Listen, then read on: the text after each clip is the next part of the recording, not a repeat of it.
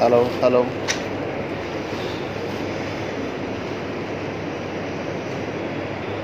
بند کر کے دوبارہ چالو کر، آف کر کے پھر چالو، اب چالو۔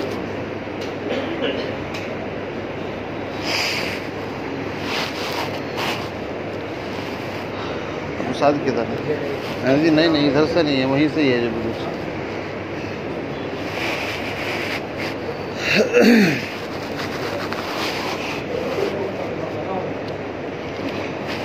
ہلو ٹھیک ہے۔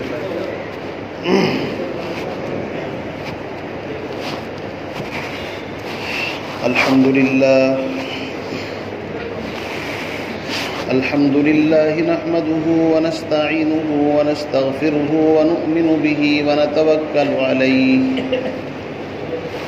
ونعوذ بالله من شرور أنفسنا ومن سيئات أعمالنا من يهده الله فلا مضل له ومن يضلله فلا هادي له ونشهد أن سيدنا ومرشدنا ومولانا محمدا عبده ورسوله أما بعد فأعوذ بالله من الشيطان الرجيم بسم الله الرحمن الرحيم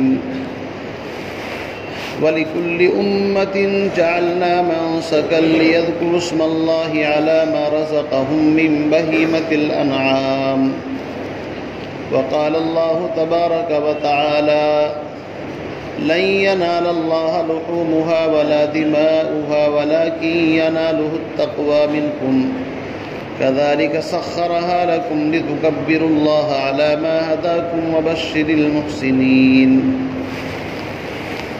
وقال الله تبارك وتعالى لن تنالوا البر حتى تنفقوا مما تحبون وما تنفقوا من شيء فإن الله به عليم صدق الله العظيم وقال النبي صلى الله تعالى عليه وسلم ما عمل ابن آدم من عمل يوم النحر أحب إلى الله من إهراق الدم وإنه ليأتي يوم القيامة بقرونها وأشعارها وأزلافها وإن الدم ليقع من الله بمكان قبل أن يقع من الأرض فتيبوا بها نفسا وقال النبي صلى الله تعالى عليه وسلم الطهور نصف الإيمان أو كما قال النبي صلى الله تعالى عليه وسلم وقال عليه الصلاة والسلام من وجد سعة فلم يزح فلا يقربن مصلانا او كما قال النبي صلی اللہ تعالی علیہ وسلم۔ واجب الاحترام بزرگوں، دوستو، ذی الحجہ کے مہینے کا پہلا عشرہ الحمدللہ چل رہا ہے، اور ذی الحجہ کا جو مہینہ ہے اس کا جو پہلا عشرہ ہے، پہلے 10 دن ہے، یہ انتہائی مبارک اور انتہائی اہم ایام ہیں۔ اللہ رب العزت نے قرآن مقدس کے اندر 10 راتوں کی قسم کھائی ہے، والفجر ولیال عشر والشفع والوتر۔ علماء فرماتے ہیں کہ ان 10 راتوں سے مراد ذی الحجہ کی یہی 10 راتیں ہیں، پہلی تاریخ سے لے کر کے 10 ذی الحجہ تک۔ اللہ رب العزت کے نزدیک ان دنوں کے اندر جو بھی عمل کیا جاتا ہے وہ اور دنوں کے مقابلے میں اللہ کی بارگاہ میں بہت زیادہ فضیلت کا حامل ہے، اور خاص طور سے 10 تاریخ کو پوری دنیا کے اندر جو قربانی کے نام سے تہوار منایا جاتا ہے، یہ اس عمل کی یادگار ہے کہ جس کا ذکر اللہ رب العزت نے خود قرآن مقدس کے اندر فرمایا ہے۔ عزیز بزرگوں، دوستو، آدم علیہ السلام سے لے کر سید الانس والجن امام الانبیاء محمد عربی صلی اللہ علیہ وسلم تک کوئی شریعت قربانی سے خالی نہیں رہی۔ قربانی کا تصور آدم علیہ السلام کی شریعت کے اندر بھی تھا۔ حضرت شیش، حضرت نوح، حضرت ابراہیم اور ان کے بعد جتنے بھی انبیاء علیہ السلام آئے ہیں، ہر دور کے اندر، ہر مذہب کے اندر قربانی کا تصور رہا ہے۔ آدم علیہ نبینا علیہ السلام کے 2 بیٹوں کی قربانی کا ذکر پارہ نمبر 6 سورۃ المائدہ کے اندر مذکور ہے۔ اذ قربا قربانا فتقبل من احدہما ولم يتقبل من الآخر، کہ ابراہیم علیہ السلام کے 2 بیٹوں نے قربانی دی، ایک کی قربانی اللہ نے قبول کر لی اور دوسرے کی قربانی قبول نہیں ہوئی۔ اور اس امت پر اللہ رب العزت کا بڑا احسان یہ ہے کہ پہلے زمانے کے اندر، پہلی امتوں کے اندر جو قربانی کی جاتی تھی، اس کے اندر قبولیت اور عدم قبولیت کا پتہ دنیا ہی کے اندر چل جاتا تھا۔ کیسے؟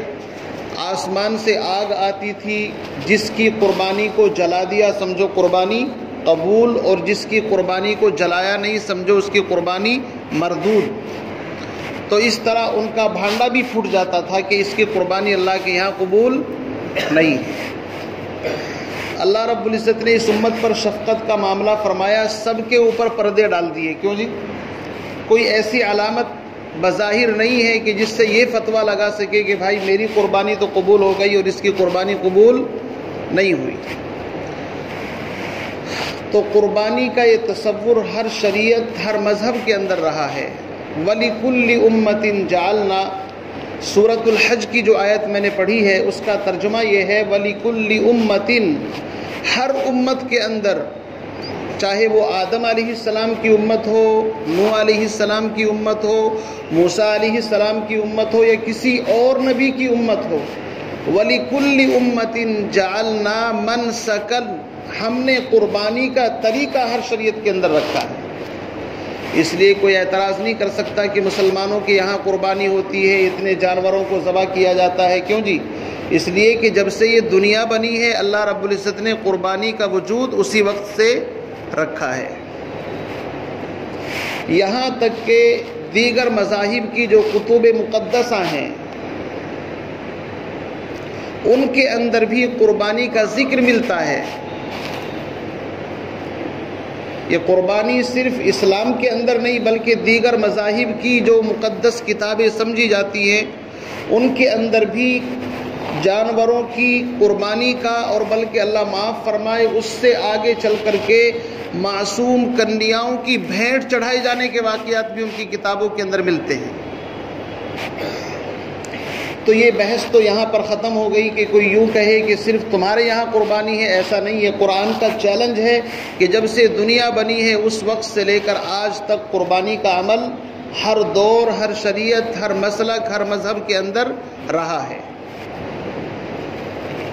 تو قربانی جو میں اور آپ کریں گے انشاءاللہ یہ کوئی نیا فلسفہ نہیں ہے بلکہ پرانا فلسفہ ہے۔ البتہ ہم اور آپ جو قربانی کرتے ہیں یہ کس وجہ سے کرتے ہیں؟ میرے عزیز بزرگوں دوستو، سیدنا ابراہیم علیہ نبینا علیہ السلام کی 120 سال کی عمر، 2 بیویاں، ایک حضرت ہاجرہ ایک حضرت سارہ۔ اللہ رب العزت نے اولاد نہیں دی۔ اولاد کا دینا یہ اللہ کا کام ہے، کسی بابا کا کام نہیں ہے۔ یَهَبُ لِمَن یَشَاءُ إِنَاثًا وَیَهَبُ لِمَن یَشَاءُ الذُّکُورَ، اللہ جس کو چاہے بیٹے دے، جس کو چاہے بیٹیاں، وَیَجْعَلُ مَن یَشَاءُ عَقِیمًا، جس کو چاہے اللہ بانجھ بنا دے، کچھ بھی نہ دے۔ ابراہیم علیہ السلام اللہ کی بارگاہ میں ہاتھ اٹھا کر کے دعا مانگتے، الہی مجھے اولاد دے، اور اولاد کا مانگنا سنت انبیاء ہے۔ حضرت زکریہ علیہ السلام کو بھی کوئی اولاد نہیں تھی۔ سورہ مریم پڑھیے کہ ابراہیم علیہ السلام کی طرح حضرت زکریہ علی نبینا علیہ السلام بھی اللہ سے دعا مانگتے تھے، رب لا تذرنی فردا وانت خیر الوارثین۔ تو بہرحال یہ سب جانتے ہیں، میں اس کی تفصیل میں ڈیٹیل میں جانا نہیں چاہتا۔ اللہ رب العزت نے ابراہیم علیہ السلام کو بیٹا عطا فرمایا اور جب بچے کی پیدائش ہوئی تو سب سے پہلا امتحان اللہ کی طرف سے یہ آیا کہ ابراہیم اپنے اس بچے کو، اپنے اس بیٹے کو اور اس کی والدہ کو وادی غیر ذی زرع کے اندر چھوڑ کر کے آؤ۔ وادی غیر ذی زرع سے مراد وہ جگہ ہے جہاں پر آج مکہ المکرمہ کا پورا شہر آباد ہے، خانہ کعبہ ہے۔ جب ابراہیم علیہ السلام نے اسماعیل اور ان کی والدہ کو وہاں پر لا کر کے چھوڑا تو اس وقت وہاں پر صرف پہاڑ تھے، نہ کوئی شہر تھا، نہ کوئی آبادی تھی، کچھ نہیں تھا۔ اللہ کے حکم پر اپنے بیٹے کو اور اپنی بیوی کو وہاں پر لا کر کے چھوڑا، اور ابراہیم علیہ السلام کبھی کبھی فلسطین ملک شام سے ملاقات کے لیے آتے تھے، یہاں تک کہ ابراہیم علیہ السلام کے اس فرزند کی عمر 13 سال ہو گئی۔ قرآن کہتا ہے فلما بلغ معہ السعی، جب یہ بیٹا اپنے باپ کے کام کاج میں ہاتھ بٹانے کے لائق ہوا تو اللہ رب العزت کی طرف سے ایک عجیب امتحان، ایسا امتحان کہ جو اس سے پہلے اس کائنات کے اندر کسی کا ہوا تھا ہی نہیں۔ ابراہیم علیہ السلام نے خواب کے اندر دیکھا کہ میں اپنے بیٹے کو ذبح کر رہا ہوں۔ ابراہیم علیہ السلام اس خواب کو 1 دن دیکھا، 2 دن دیکھا، 3 دن دیکھا، اور یاد رکھیے انبیاء علیہ السلام کا خواب وحی ہوتا ہے، وحی اللہ کا پیغام۔ ابراہیم علیہ السلام نے جب مسلسل 3 مرتبہ یہ خواب دیکھا تو سمجھ گئے اللہ رب العزت کا حکم ہے کہ اپنے بیٹے کو قربان کیا جائے۔ چنانچہ انہوں نے اپنے بیٹے سے مشورہ لیا کہ بیٹے، یا بنی انی ارا فی المنام انی اذبحک فانظر ماذا تری، میرے بیٹے میں دیکھتا ہوں کہ خواب کے اندر تجھے ذبح کر رہا ہوں، تیری کیا رائے ہے؟ ایمانداری کی بات تو یہ ہے کہ اگر آج کی اولاد ہوتی، آج کا کوئی بیٹا ہوتا تو باپ کو الٹی سیدھی سناتا کہ تمہارا دماغ خراب ہو گیا، لیکن علامہ اقبال نے کہا ہے یہ فیضان نظر تھا یا کہ مکتب کی کرامت تھی، یہ فیضان نظر تھا یا کہ مکتب کی کرامت تھی، سکھائے کس نے اسماعیل کو آداب فرزندی۔ یہ مکتب کی کرامت تھی، یہ فیضان تھا ابراہیم علیہ السلام کا کہ اتنا بہترین جملہ انہوں نے کہا، یا ابت افعل ما تؤمر، ابا جان آپ ذبح کرنے کی بات کرتے ہیں، میں تو آپ کے ہر حکم کی تعمیل کے لیے تیار ہوں، آپ ذبح نہیں اس کے علاوہ جو بھی کرنا چاہیں، یا ابت افعل ما تؤمر، آپ کو اللہ کی طرف سے جس چیز کا حکم ملا ہے آپ کر گزریے، ستجدنی انشاءاللہ من الصابرین، انشاءاللہ آپ مجھے صبر کرنے والوں میں سے پاؤ گے۔ میرے عزیز بزرگوں دوستو، کہنا آسان ہے، سننا آسان ہے۔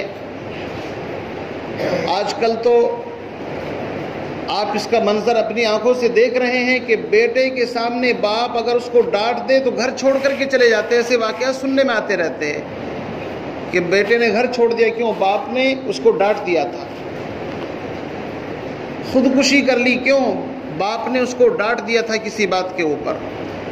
تو آج کل کے تو ماں باپ بھی گھٹ گھٹ کر کے زندگی بسر کر رہے ہیں، اپنی اولاد کو ڈانٹ نہیں سکتے، مارنا اور ذبح کرنا تو دور کی بات۔ میرے عزیز بزرگوں دوستو، سیدنا اسماعیل علیہ نبینا علیہ السلام نے کہا والد محترم گھبرانے کی کوئی بات نہیں۔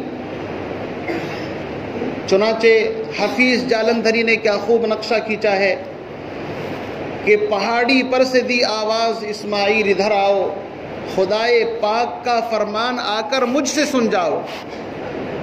اور پدر بولا کہ بیٹا آج میں نے خواب دیکھا ہے، کتاب زندگی کا ایک نرالا باب دیکھا ہے، یہ دیکھا ہے کہ میں خود آپ تجھ کو ذبح کرتا ہوں، کہ میں تیرے لہو سے ہاتھ اپنے تر کرتا ہوں۔ اور علامہ اقبال نے کہا ہے کہ پدر تھا مطمئن، بیٹے کے چہرے پر بحالی تھی، چھری حلقوں میں اسماعیل پر چلنے ہی والی تھی۔ یعنی زمین سہمی پڑی تھی، آسماں ساکن تھا بے چارہ، کہ اس سے پیشتر دیکھا نہ تھا حیرت کا نظارہ۔ آسمان اور زمین نے ایسا منظر کبھی دیکھا ہی نہیں تھا کہ ایک باپ اپنے بیٹے کی گردن پر چھری چلا سکتا ہے۔ ابراہیم علیہ السلام کو پتہ نہیں تھا کہ بیٹا ذبح ہوگا، اسماعیل علیہ السلام کو بھی پتہ نہیں تھا کہ میں ذبح نہیں ہوں گا۔ دونوں کو معلوم تھا اللہ کا حکم ہے، یہ کام ہو کر کے رہے گا، اور قربان جائیے اس اسماعیل علیہ السلام پر۔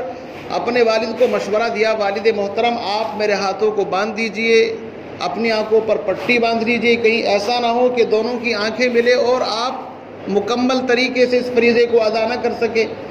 پھر کہنے لگے نہیں، رسی کھول دیجئے، دنیا یوں کہے گی کہ زبردستی کر کے اسماعیل کو شاید ذبح کیا تھا۔ رسی باندھنے کی ضرورت نہیں ہے، آج تو جانور کو بھی باندھا جاتا ہے، وہ سمجھتا ہے تمہاری بدماشی کو دیکھ کر کے کہ چھری پھیر رہا ہے کہ مجھ کو ذبح کرے گا، بھاگتا ادھر ادھر۔ لیکن اسماعیل علیہ السلام ذبح ہونا چاہتے تھے اور باپ ذبح کرنا چاہتا تھا۔ عزیز بزرگوں، دوستو، تاریخ نے اور بلکہ خود قرآن مقدس نے اس واقعے کو اپنے سینے کے اندر قیامت تک کے لیے محفوظ کر دیا۔ ابراہیم علیہ السلام نے چھری چلائی تو یاد رکھیے چھری کا کام کاٹنا ہے، لیکن کب؟ جب اللہ کا حکم ہو۔ اللہ کے حکم کے بغیر چھری کاٹتی نہیں ہے۔ کائنات میں ایک پتا بھی اللہ کے حکم کے بغیر نہیں ہلتا۔ اللہ کی طرف سے چھری کو حکم ہوا، خبردار اگر نے اسماعیل کا گلا کاٹا تو جہنم کی سزا بھگتنی پڑے گی، پوری دنیا کے اندر کوہرام مچ جائے گا، لوگ رب کی ربوبیت کے اندر شک کرنے لگیں گے۔ تو اسماعیل علیہ السلام کے گلے پر اتنی طاقت کے ساتھ وہ چھری چلاتے ہیں کہ اللہ رب العزت کی طرف سے وہ امتحان کے اندر پاس ہو گئے، اور اللہ نے اعلان کر دیا وَنَادَيْنَاهُ أَن يَا إِبْرَاهِيمُ، آواز دے کر کے کہا اے ابراہیم قد صدقت الرؤیا، تو نے اپنا خواب سچا کر دیا۔ اِنَّا كَذَلِكَ نَجْزِي الْمُحْسِنِينَ، ہم محسنین کو ایسا ہی بدلہ دیا کرتے ہیں۔ اور اللہ نے کیا کیا؟ وَفَدَيْنَاهُ بِذِبْحٍ عَظِيمٍ، ان کے بدلے میں ایک دمبا جنت سے بھیجا، اور جب انہوں نے دیکھا کہ بچے کی گردن کے بجائے وہاں پر تو دمبا ذبح کیا ہوا پڑا ہے، تو اللہ کی طرف سے آواز آئی اب قیامت تک کے لیے ہم نے یہی دستور بنا دیا کہ جو اپنے آپ کو ملت ابراہیم کا پیروکار کہے گا، سال میں ایک مرتبہ اللہ رب العزت نے جو چوپائے، جو جانور ان کو دیے ہیں، ان جانوروں کی گردن پر وہ چھری پھیر کر کے اس کو ثابت کرے کہ ہم ملت ابراہیم کے اوپر ہیں۔ وَنَادَيْنَاهُ أَن يَا إِبْرَاهِيمُ قَدْ صَدَّقْتَ الرُّؤْيَا إِنَّا كَذَلِكَ نَجْزِي الْمُحْسِنِينَ إِنَّ هَذَا لَهُوَ الْبَلَاءُ الْمُبِينُ وَفَدَيْنَاهُ بِذِبْحٍ عَظِيمٍ، اللہ نے اس کو ذبح عظیم کہا ہے۔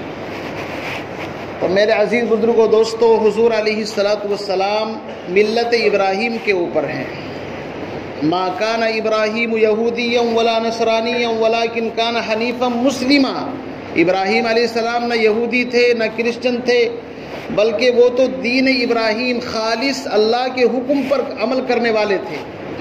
اس وقت سے لے کر کے حضور علیہ السلام کی شریعت کے اندر خاص طور سے اس عمل کو سنت، اور بلکہ یوں کہہ لیجئے جو صاحب ثروت ہیں، صاحب نصاب ہیں، ان کے اوپر قربانی کرنا واجب اور ضروری ہے۔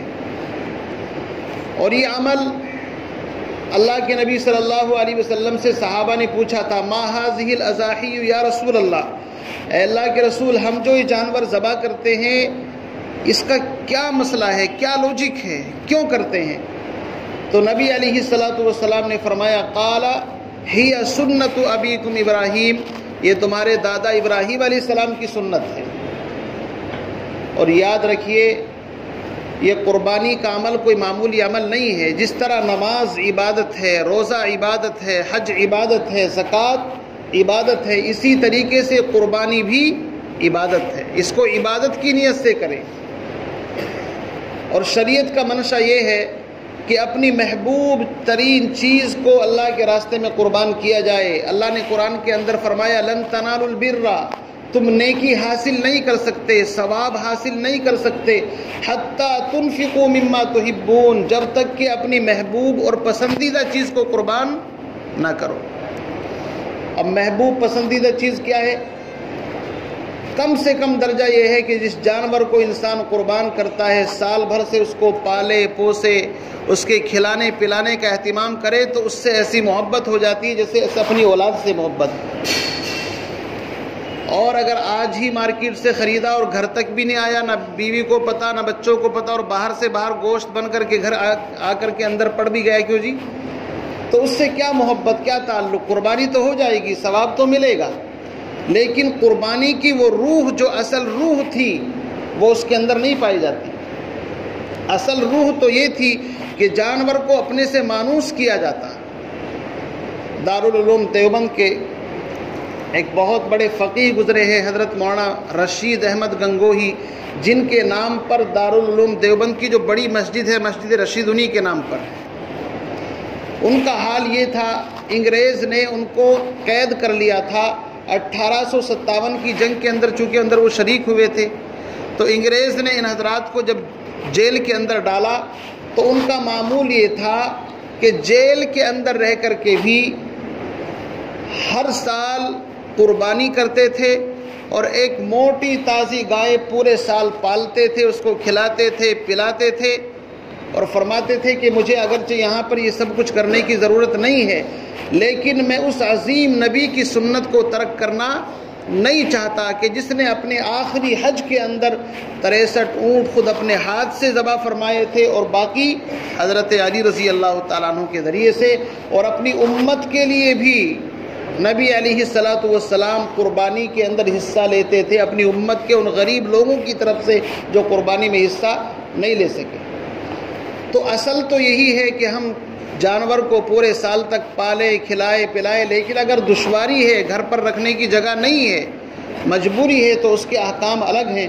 اتنا تو ہو سکتا ہے کم سے کم 2 4 5 10 دن پہلے اس کو خریدیں اور اچھے طریقے سے اس کی خاطر تواضع کریں، اور بہت سے تو بیچارے بڑا اکرام کرتے ہیں، لیکن جب جانور کو ذبح کرنے کا نمبر آتا ہے تو پھر ایسی بے دردی کے ساتھ اس کو زمین پر گراتے ہیں۔ الامان والحفیظ، جانور بھی سوچتا ہوگا 2 دن پہلے تو یار پروٹوکول عزت تھی، اور آج دیکھو جب ایسا نہیں۔ اللہ کے نبی نے فرمایا کہ جانور کو ذبح کرو تو چھری اس کے سامنے تیز مت کرو، اور 4 رگیں ہوتی ہیں، جتنی جلدی اس کو کاٹ دیا جائے، کاٹنے کا مطلب یہ ہے کہ 4 رگیں کاٹ کر کے چھوڑ دو، جانور تڑپ رہا ہے، اس کا سارا خون نکل جائے، نکل جانے دو، گوشت پاک اور صاف ہو جائے، اور جب جانور ٹھنڈا ہو جائے اس کے بعد اس کی کھال اور اس کی بوٹی بنانی چاہیے۔ اتنی گھائی رہتی ہے، کسائی کو تو رہتی ہے لیکن مالکوں کو بھی رہتی ہے، اور وہ ذبح کرتے کرتے ایک حرام مغز ہوتا ہے اس کے اندر، اس طریقے سے چھری گھسا دیتے ہیں جس سے جانور تڑپنا بند ہو جاتا ہے۔ یہ ٹھیک نہیں ہے، اس کو بول دیں کہ بھائی 5-10 منٹ نکلنے دو خون، کوئی ٹینشن کی بات نہیں ہے۔ میرے عزیز بزرگوں دوستو، اللہ کے نام کے اندر وہ تاثیر ہے۔ حکیم الامت مجدد الملت مولانا اشرف علی تھانوی نور اللہ مرقدہ سے کسی نے سوال کیا کہ تم جانور کو ذبح کرتے ہو، تکلیف ہوتی ہے، کیسے بے رحم انسان ہو تم؟ حضرت نے فرمایا کہ تمہیں پتہ نہیں، یسبح للہ ما فی السماوات و ما فی الارض، آسمان اور زمین کی تمام چیزیں اللہ کی تسبیح، اللہ کی بڑائی بیان کرتی ہیں۔ وَإِن مِّن شَيْءٍ إِلَّا يُسَبِّحُ بِحَمْدِهِ، کائنات کی کوئی چیز ایسی نہیں جو اللہ کی تسبیح بیان نہ کرتی ہو۔ ہر گیا ہے کہ الزَّمِیرُ رویت وحدہ لا شریک لہو گویت، زمین سے اگنے والا گھاس کا ایک تنکا بھی اللہ کی تسبیح بیان کرتا ہے۔ اللہ کا نام اتنا بلند ہے، جب جانور کے سامنے اللہ کا نام لیا جاتا ہے، بسم اللہ اللہ اکبر، وہ جانور سمجھتا ہے میں کسی بت کے نام پر نہیں، کسی دیوی دیوتا کے نام پر نہیں، کسی پیر فقیر، کسی انسان مزار کے نام پر نہیں، میں پیدا کرنے والے کے نام پر قربان ہو رہا ہوں، اور قربانی سے بڑھ کر کے کوئی عمل نہیں ہے۔ انا اعطیناک الکوثر فصل لربک وانحر، آگے کیا ہے؟ ان شانئک ھو الابتر فصل لربک وانحر، نماز پڑھیے اپنے رب کے لیے اور قربانی دیجیے، قربانی سے بڑھ کر کوئی عمل نہیں۔ تو حضرت نے فرمایا جب جانور کے سامنے اللہ کا نام لیا جاتا ہے، اسی لیے مستحب یہ ہے جب جانور کو ذبح کرے تو زور سے اللہ کا نام لیا جائے. کیوں جی؟ گھر کے اندر چلاتا ہے بچوں پر تو بہت گھر کو آسمان پر سر پر اٹھا لے گا، اور لیکن جب جانور کو ذبح کرے گا تو وہاں دعا بھی اس کی زبان سے پوری طرح نکلے گی نہیں. سوچتا ہے کہ دعا پڑھیں گے، دعا آتی نہیں، پول پٹی ساری کھل جائے گی کہ بھائی اتنے دن سے ہو گیا لیکن دعا تو آتی نہیں جناب پر. تو اس لیے پھر وہ آہستہ آہستہ من کے اندر پڑتا ہے. بھائی کم سے کم اتنی زور سے پڑھو، جانور کے کان میں اللہ کا نام پڑھے، بسم اللہ اللہ اکبر، اللہ کا نام سن کر کے وہ جانور اتنا مست ہو جاتا ہے کہ خوشی خوشی اپنے پیدا کرنے والے کے حوالے اپنی جان کر دیتا ہے.